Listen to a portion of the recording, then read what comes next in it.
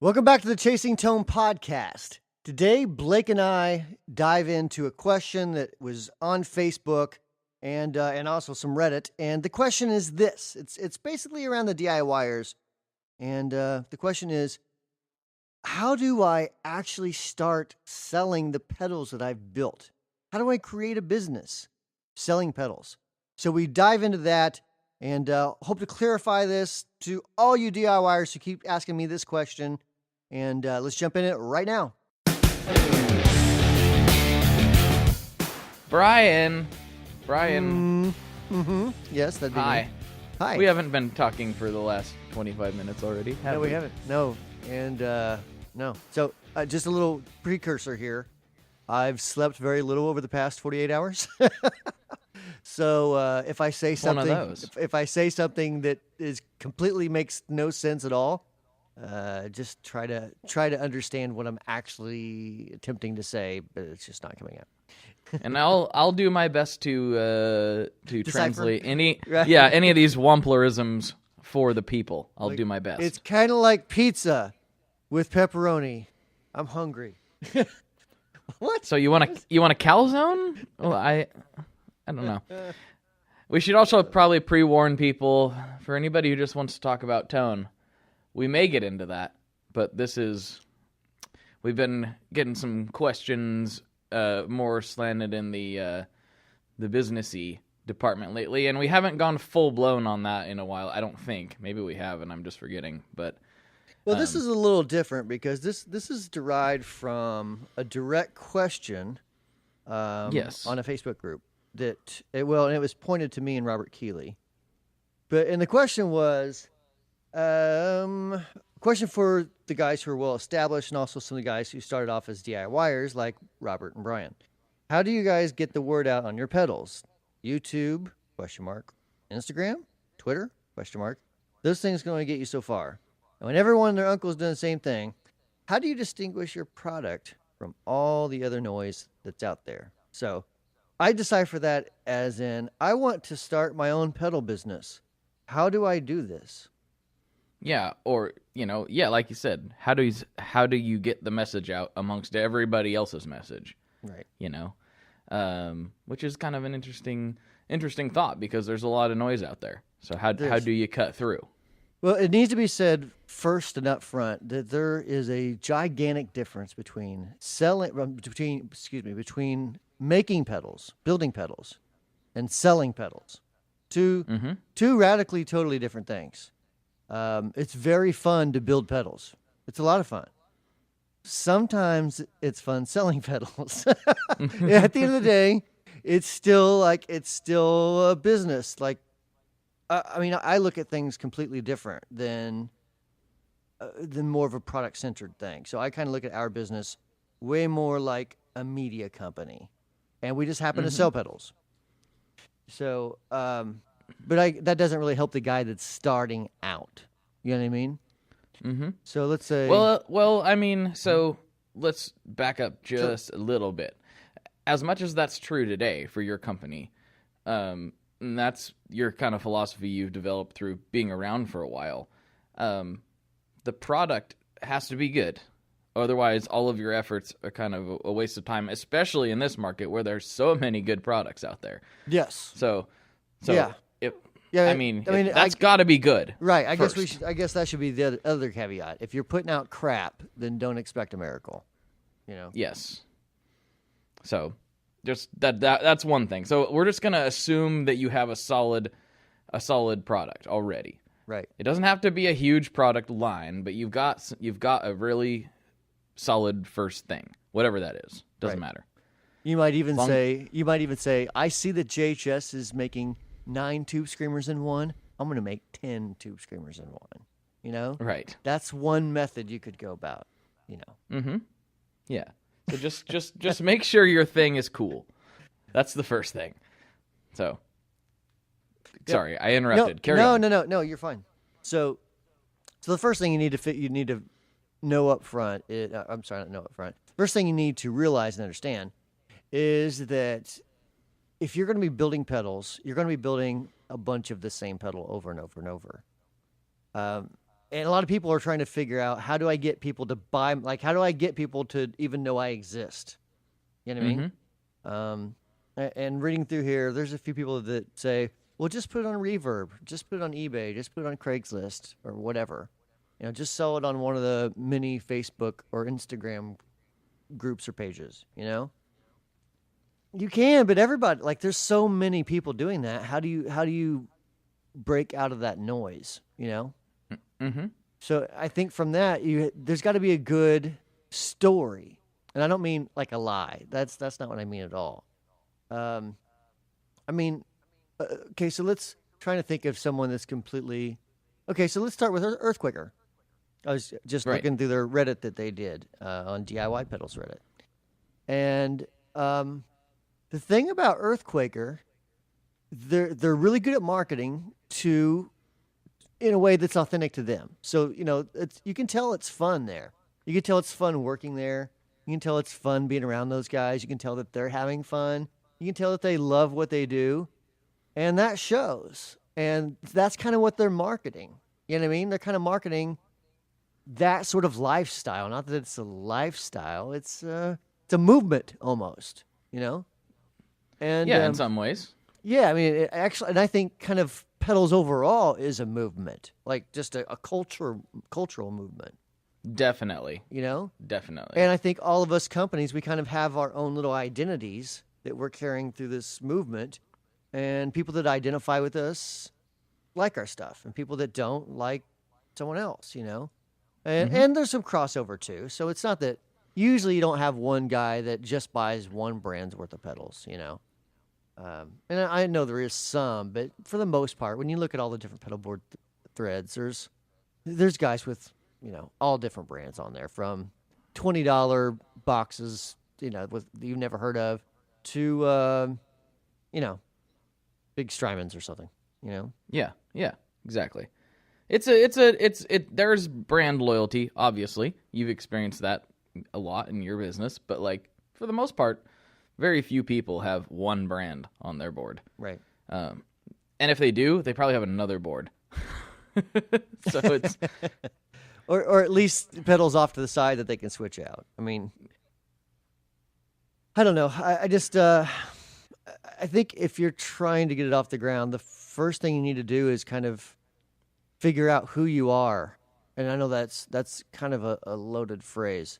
In other words, if you love overdrive and distortion, then you should jump all in and bring value to people about overdrive and distortion. Now, what that means is, like, if you have a YouTube channel, don't make the classic stupid mistake and post video after video of you demoing your own pedal or someone else demoing your pedal. Because really, at the end of the day, like, you do need some demos, but most people aren't really coming to YouTube to watch. Well, for the biggest part, the people that spend a lot of time on YouTube are not coming to YouTube to watch a bunch of commercials. They want to be entertained. They do want information, but it's got to be put forth in a way that brings value to them in some way. So, for me, that means I talk about, I get questions, and then I answer those questions, and I do videos on those questions, and I try to teach people things that they ask me. So, a couple weeks ago, I dissected a rat circuit, and that was based on several people asking me, for a complete walkthrough of the rat. What makes it sound like the rat? What's the difference between the old rats and the new rats? So I just broke that down. Now, to some other companies, they'll look at that and they'll think, why on earth would he not? Why would on earth would he talk about some other company's pedals? How is that benefiting Wampler at all? And the answer is because I'm not worried about selling a product right now to them. I'm really just wanting to build a relationship with that person, so we can talk and have communication and become friends. And then maybe later, if they want to buy a pedal, then cool. But if not, then at least I'm completely all in on give a person more than what they expect, and don't expect anything in return. And if they, if they do buy something off you, awesome. But you're building up a legacy. That's how I look at it. Well, it's kind of a thing. So I just, from my perspective, in like running, a small gear group and like being a part of the communities and stuff. Here's what I see when you like talk about like guys are like, well, just post your pedal up in the group, in these random gear groups. Watch what happens when the same guy just repetitively just posts his own stuff, just posts his own stuff, just posts his own stuff. And that's all he's really doing. He's trying to use that group as a commercial. What happens is, if you don't really irritate the admins and get kicked out, eventually you notice like your stuff gets no traction in that group. Right. It'll sink to the bottom, and no one will respond to it. You'll get a comment and a like here or there, and it'll just go bleh. Right. In fact, I think you actually turn people off when you do that. A lot like. I mean, I see the same thing in different groups where someone's like, listen to my band's new song. And I get it. Like, you're proud of it. You love it. I get it. But there's no reason to post that 4 times a day in every group. You know what I mean? No. Like, you got to romance me first. We got to become friends, Make me want to listen to it. Well, that's just it. And where I was going with that is I've seen some guys kind of try to make that early mistake where they're just basically spamming the group. And then all of a sudden they make a switch because they realize that's not doing anything, and they actually become a member, a legit member, and participate and engage and bring value through their ideas and their wisdom that they've developed, through their experiences. And all of a sudden they post their stuff once in a while, and actually people buy it. Right. Not only are they commenting on it, but they buy it. It's like, whoa, you actually became a basically valued member of the community, and now people want to support you. Right. You're not just annoying them. Yep. And it's the same thing could be said across any of the platforms. If you got a YouTube, yes, you do want to post your stuff. You don't not want to post your stuff. Of course, but you gotta give people a reason to tune into your channel, and you're only gonna get a handful of people that are really only want to see your stuff and nothing else. Right. The vast majority of people that are watching different YouTube channels, I mean, they like seeing demos, but they don't want to see only your commercial. You know what I mean? So I like to think of YouTube channels almost like a TV station of old. You know what I mean? So, like, if you're watching any cable station, it's not usually just one show. If you're watching ESPN, it's not just one show after, of the same thing all the time. It's all different kinds of topics that will appeal to other people, and people of type A, people of type B, and it's just, it has this bigger, more mass appeal. And I kind of look at YouTube needs to be sort of the same thing. In the same way that really, like, your Facebook posting needs to be the same thing. Like, it drives me crazy seeing companies that use Facebook and Twitter and Instagram as a distribution platform. They make a video, and that's all they post on there. Hey, look, it's another video of my product. It's what value are you possibly bringing to people? It's like it's what I tell people. It's like you gotta produce something that people that is helping somebody. And when we say helping a lot, you and I in our conversations, we say that a lot. And I don't mean that to mean like you mowed some guy's backyard or that like you changed his life, but like you provided some information or some entertainment to them in some way that made their day a little bit better. Right. Than it would have been without it. And that looks different for everyone. It does. I mean, it's just like people have asked, I know people have asked you why you do this, what we're doing right now. How many hours of audio have you put out? And me too, like together with you and then on my own. Like we've put out, I think at this point people could probably listen to us talk for like a month and a half straight and never hear anything else. It's like, why do you do that? It's like, well, yes, I'm not gonna lie. I do want it to like help the business at the end of the day.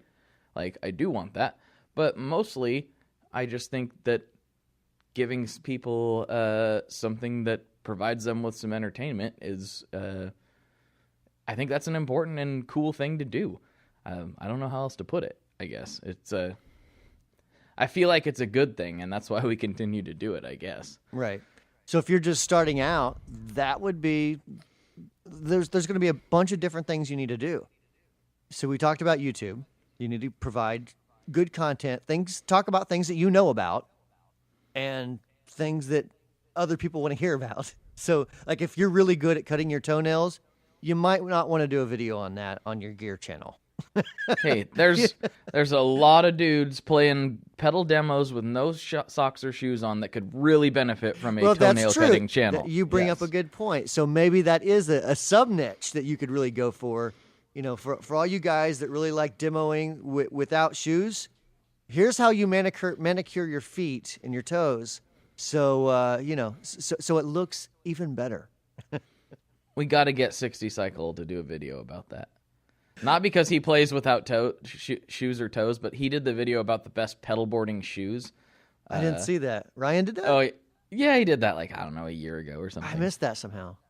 It was totally a spoof, but it was funny. I gotta look that up. Oh man, he's right. Oh, so the best pedal board demo shoes, huh? The best pedal boarding shoes, just for performance reasons. You know, you want optimum traction when you're on that pedal board, and you really want to get a good feel on the switch, and like there's all kinds of stuff. So it was great. Gotta have good grip on the bottom of your shoes. Yeah. So I mean, I guess here let's rewind this a little bit. So I'll ask you, and then you can ask me, or however, because both of our answers will probably be a little bit different. Let's pretend that you know everything that you know about marketing and about pedal building, and you have all the knowledge that you currently have today, but you don't have a company somehow in some hypothetical or alternate reality. Okay. And you're gonna start out. You've got your product, you dialed, like everything in that regards is ready to go, and you're going to start a company. What's the first thing you're going to do from a marketing perspective? Okay, so I will answer that, but first, it needs to be said, and I know that people hear the word marketing and it makes them like their skin crawl. Oh, good point. Bad marketing is what makes a person's skin crawl. Good marketing is actually advantageous and is actually something that you probably like and don't even know you like it. You know? Mm-hmm. Because people associate marketing a lot of times with like manipulation and lies. And really, like, that's not good marketing. Good marketing that's bad marketing. That's bad marketing. Good marketing is saying, here's what I know. Here's how I can help you. And then if I can be of any service to you, please let me know. I'm here at your disposal. Mm-hmm. I mean, really simply put, that's way more effective marketing. And I think so many people hear the word marketing or the word business, and it's just like an instant turnoff. So, to get back to your question, you asked me, what would I do if I was starting a company from dead scratch, right? Mm-hmm. Okay. So the first thing you got to do is, I'm going to assume let's say you have 4 different pedals. You've already created them. You're able to build them. The first thing I'm going to do is I'm going to start a YouTube channel, and I'm going to put out 2 to 3 videos every week, not about my pedals necessarily, but about topics that people who would buy my pedals are interested in. Okay. Mm-hmm. And then on Facebook, I'm kind of doing the same thing, but I know it's a little bit older demographic.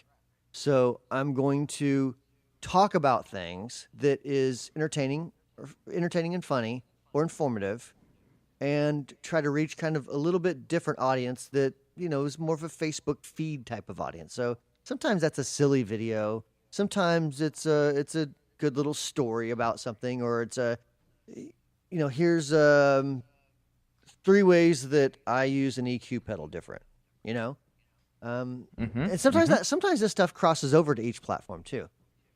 Instagram's changing a lot, where Instagram right now seems to be a lot of memes, a lot A lot of pedal board pictures, guitar pictures, and amp pictures, and a lot of live stories. Which is, it's cool. You just Right. have to develop your own voice in that. You do. And the you are 100% right, because yesterday I was doing a bunch of stuff, and then I ended up eating a bunch of tacos, which is obviously a wonderful thing. And I was listening to some Black Flag. Black Flag. I didn't know yeah. I didn't know you were a fan of Black Flag. Oh, we've talked about this before. Have we really? Come on. Okay. Yeah. I forget, man. I Yeah. used to annihilate This Week some in my youth. Exactly. So I was playing some Black Flag, and I was listening, and I was like, man, I'm like 14 right now. This is fantastic. And I remember that there's a picture, and it turns out it was photoshopped, which is a major bummer, of John Goodman wearing a Black Flag t-shirt. And I posted that, and it's just going crazy on Instagram. So just to show, like, you don't know what's going to resonate with people sometimes. Right. Anyway, And sometimes when you random think sidebar. something's going to be great, it falls on its face. Yeah. So you got to try things. But anyway, I didn't mean to distract, but you said No. Instagram's changing, and I was like, yes, this post is still going ballistic. Yeah, I mean, don't know- it's and what value are you providing? You're making people laugh. That's yes, it. exactly. That's it. Which is perfectly fine. It's totally fine. And Instagram is more like wittiness, quick, witty thoughts. At least from what at least that's what I see that works in our. Did I say Instagram? I meant Twitter. I'm sorry. Twitter is more like witty thoughts. Yes. So it's not quite as like deep and content focused as like Facebook or something like that. Yes.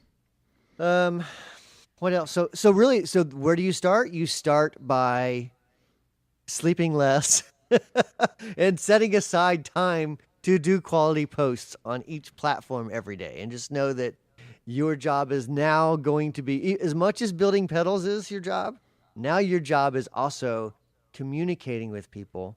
And you're really kind of building a network of friends, of online friends. That's how I look at it.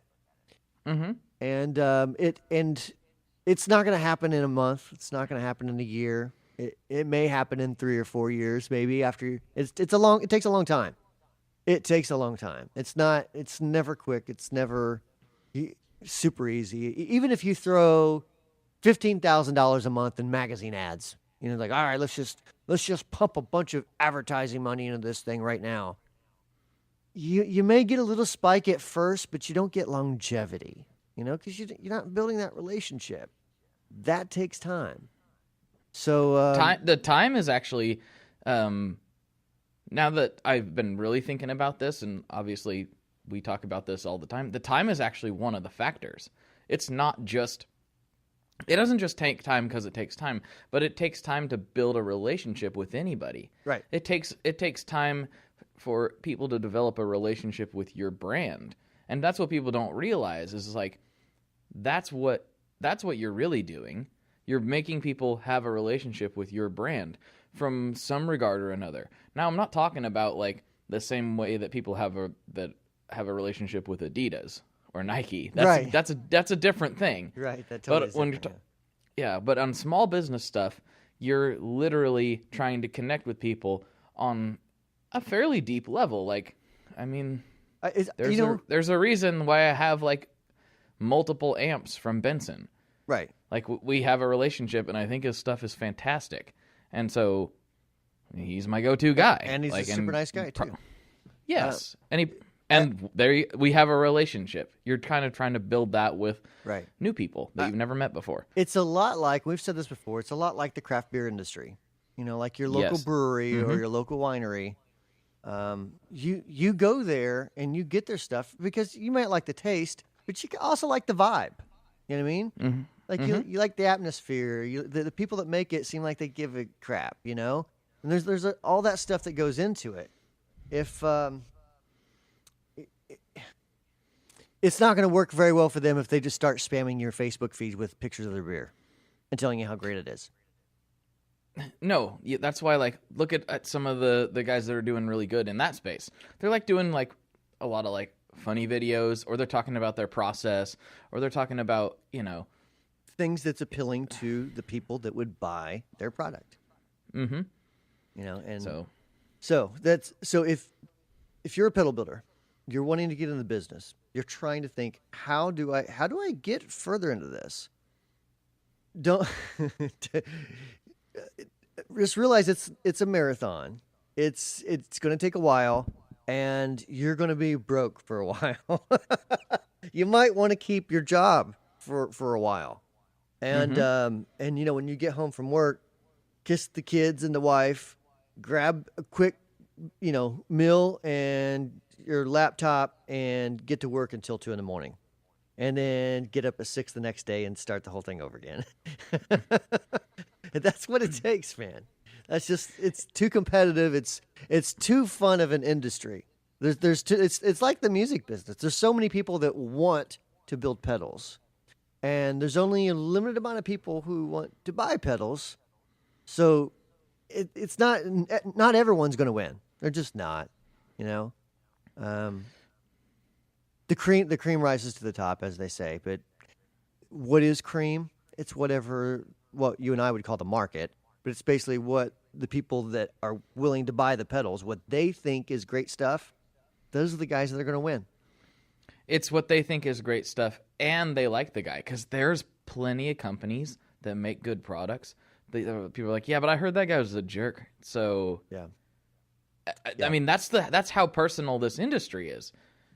Like, it's just like there are people who will literally decide. It's kind of funny, and because Paul Reed Smith is like, so that's how he started back in the day, but obviously he has this huge company now, and he's kind of obviously one of the most successful guys in the guitar gear industry. So don't take this as a slight in any way, shape, or form, Mr. Smith. But when Ryan and I talked to him a couple years ago at NAMM, and I asked him what kind of pizza he liked, his response was, "You literally think that somebody's going to buy a guitar from me or not buy a guitar from me based on the type of pizza I like?" And I was like, yeah. One guy might decide, what, you don't like anchovies? Well, I'm anchovy guitar guy number 55226. I can't be seen with the PRS. I know that's it's humanizing him. Yes. You know what I mean?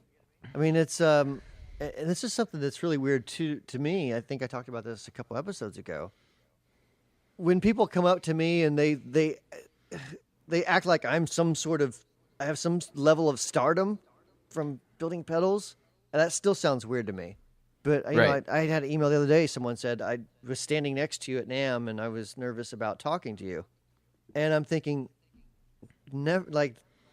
please don't ever feel that way, because I make little electronic boxes. That's you know what I mean? I mean, I'm not Elon Musk. I just make little toys for guitar players.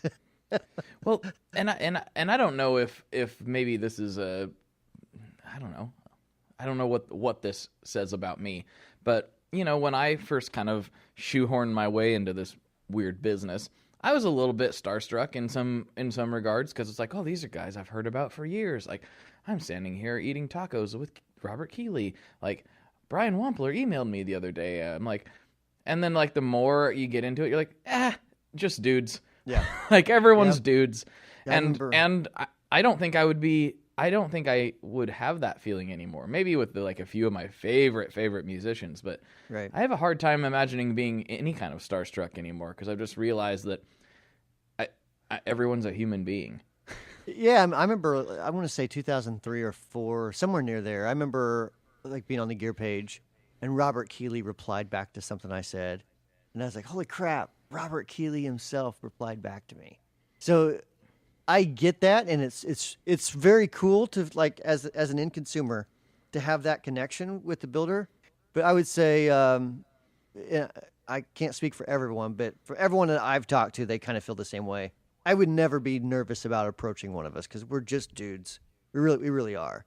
Mm-hmm. We're just normal guys, and we have problems in our lives just like you do, and struggles in our lives just like you do. And yeah, we get to have a little fun every now and then, but at the end of the day, we still have a business to run. Even I mean, the pedal business, and this is going to be really helpful for you new guys starting a business.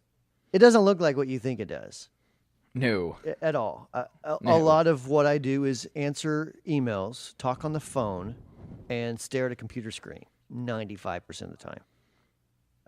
And then every now and then, I get to make some videos for fun. I get to talk on a podcast with Blake, and Bleh. you know, That's the worst. That's the worst part of the whole thing. I mean, there's some fun parts to it. Every now and then, I'll get to noodle on something. You know, if I'm testing out stuff. But if I just sat here and just played guitar all day, nothing would get done. You know, so I've got to look at spreadsheets a lot. You know, it's just part of it.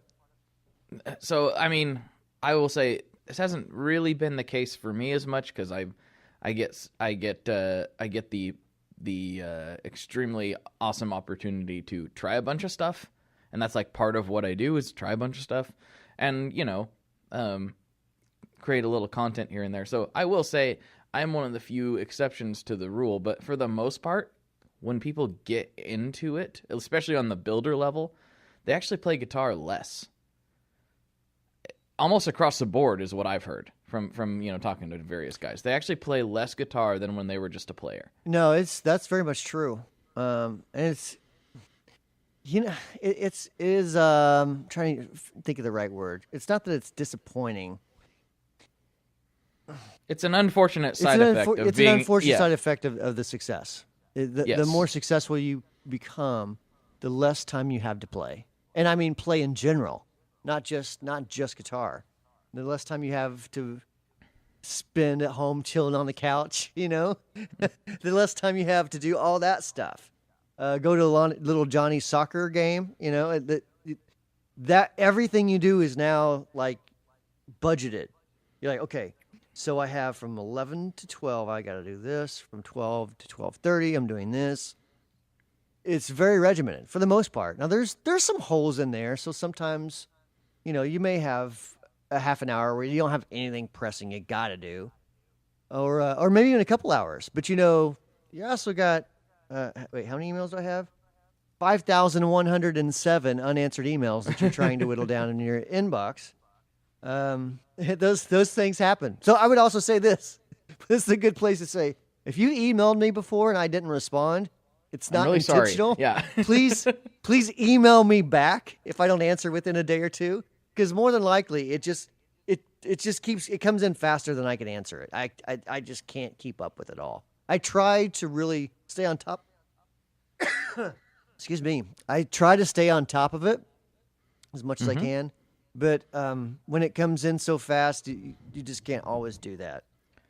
You know. So what you just said, based on like the not having time and like missing out on, don't die on me, Brian. That would be so weird if that happened right now. Sorry.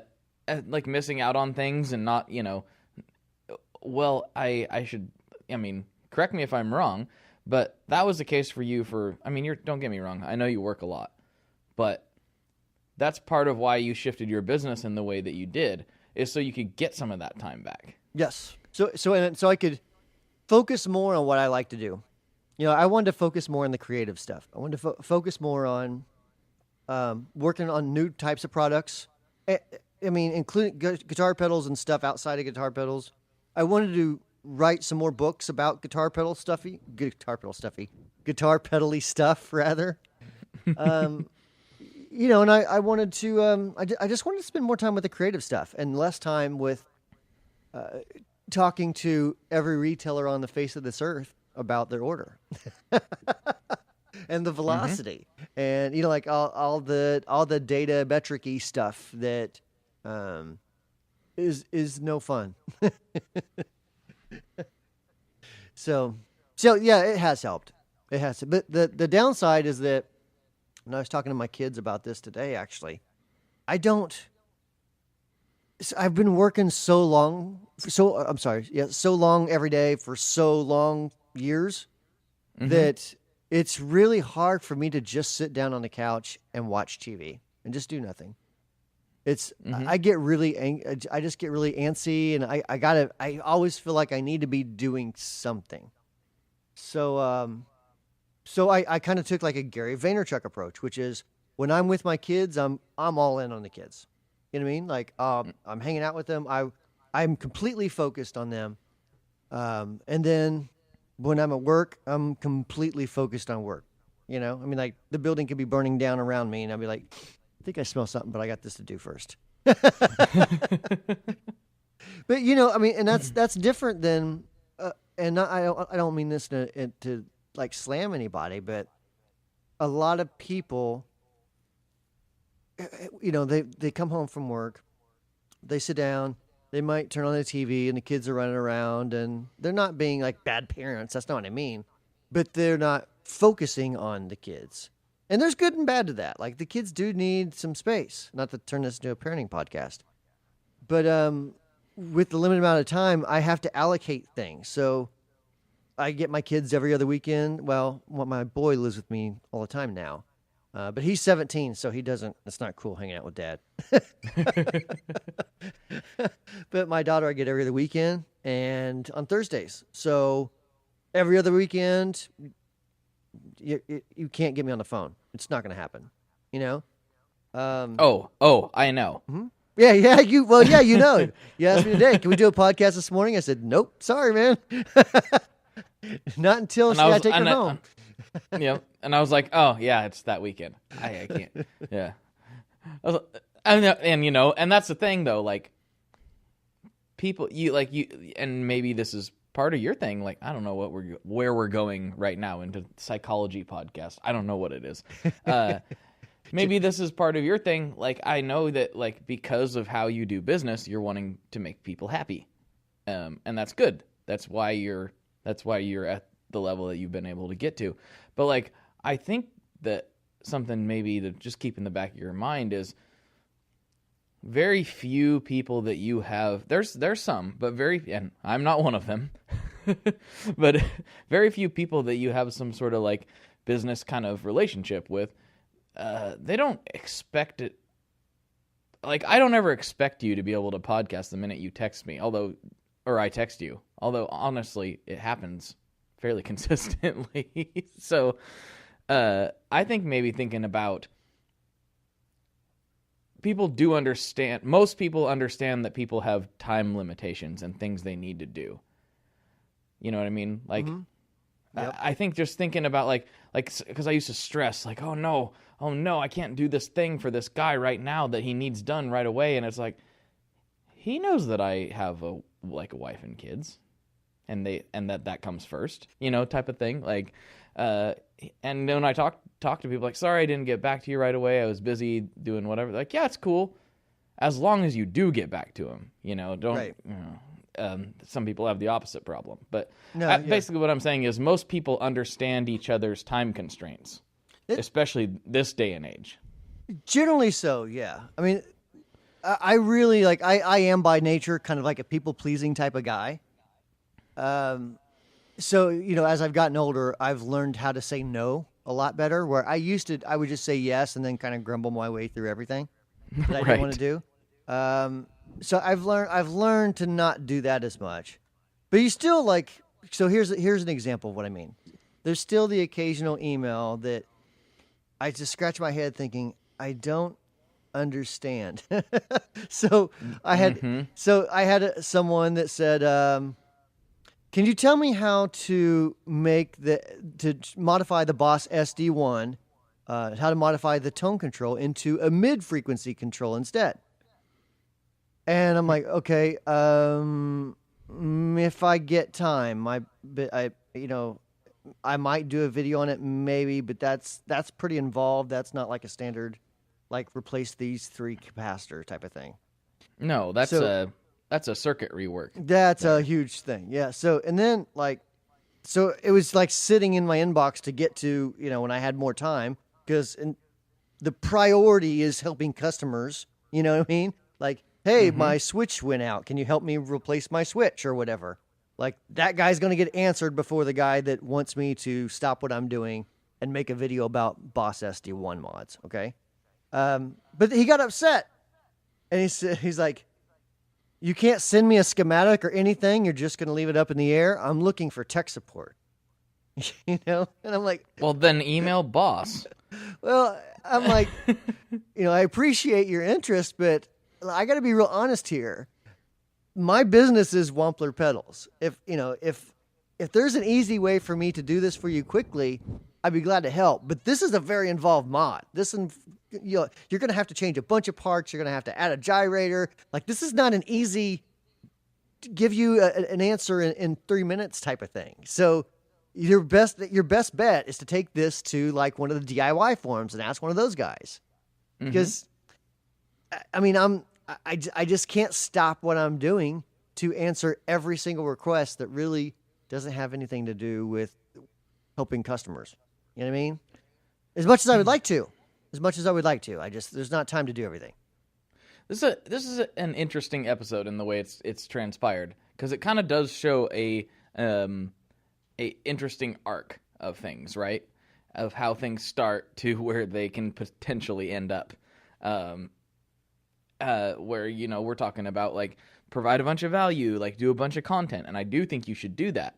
Respond to people, be present, be there, in this sort of weird digital world we live in. And now we've kind of come full circle back to the other side of it, where it's like, but you also got to know when to say no. Right. And that can be really challenging. So that's almost a whole nother kind of conversation in and of itself. It's like at some point you get overwhelmed, and you are at the end of the day one person, and you got to recognize your boundaries, and those are kind of different for everybody. And also realize that you can't, as much as you may want to, make everyone happy. Right. So that can be a pitfall that you fall into when you start, and figuring out where that line is. Yeah. That, Yes. Deciding where that line is, that can be sticky, and some people, as your business is growing, you're going to upset some people, not intentionally, hopefully, but some people can, some people just may get upset with, if you don't give them an answer quick enough, or if you don't answer in a way that they liked, or there's different scenarios, but there's a lot of things like that as your business is growing that you're just going to have to figure it out. There's no book you can read like what to do when a customer asks an unreasonable request about Boss SD1 mods. Right. So I don't know. I hope this episode, I know it's a little bit of a different one, but I've over the past week, I've seen all kinds of threads, and especially reading through the Earthquaker AMA stuff, where it seemed like a lot of DIYers are trying to figure out how to start their business. So I thought this would be a good episode to kind of point people to whenever I get those questions. You know what I mean? Yeah, I think so. I mean, and some people want real tactical, like pull this lever, pull that lever, pull that lever, and that can be challenging because it's different for every brand. Right. You know? Like to use Jamie's, marketing tactic, quote unquote. If he tried to do what I do, it wouldn't be authentic and it would just look weird. And vice versa. If I tried to do what they do, it wouldn't be authentic and I would just look weird. More weird than I do now.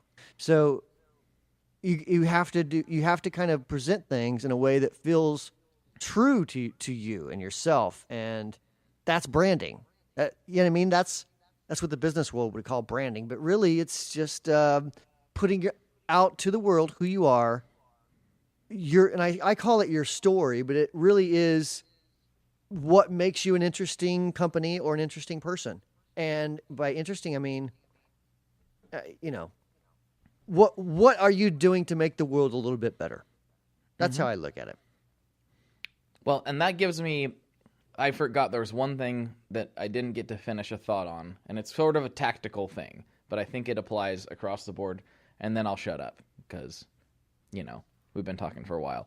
But I think, like, the first thing that I would do, and also not expect any sort of return on time at all with this, but I would look at if you're involved if you're into the guitar business to such a degree that you are building stuff and you think you have a product that's worth, the market's consideration, you're you're probably a member of several online forums, potentially.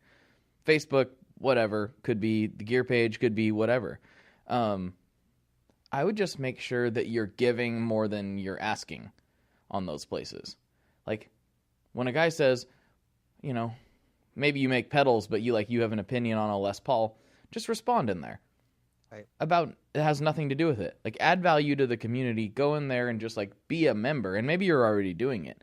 But if you're not, go join some of these things and just be a legit member of the community without spamming them with your stuff. And then after a while, if you've helped people out with enough of your opinions or enough of your facts and theories that you developed through your life, and then you have something they may like, you can say, hey, here's the thing that I made. If you guys like it, here it is. That's a great jumping off point. Right. Is just you helped who knows how many hundred people figure out their signal flow problems, and now you've got a fuzz pedal that they'll probably like.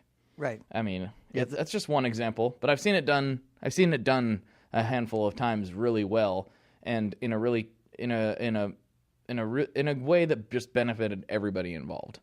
Yeah. So. Yeah, that's a good point to make. That just be a real part of that community, and stop spamming, please. Please stop spamming. No one cares. No one cares. I'm looking at a couple of you in my Facebook group right now. And you. You know who you are. You know who you are. Stop it. All right. Well, that's a good place to wrap up for this week. Yeah, I think so. I'm going to play my Rickenbacker some more, and then I'm going to go in the house. All right. Well, you go play your Rickenbacker. I think, I don't know. I think I'm going to try to get some sleep. That's a good plan. I think that you should have done that instead of casting, but that's okay. I'm sure everyone's really glad that you did. No, that's all right. We got to put the podcast out. Gots to. The podcast must go on. All right. Until next week. Later. And thanks so much for listening to the Chasing Tone podcast. I really appreciate it. If you have any comments, questions, or just generally want to talk, you can always email me at podcast@wamplerpedals.com. Thanks so much for listening, and we'll talk to you next week.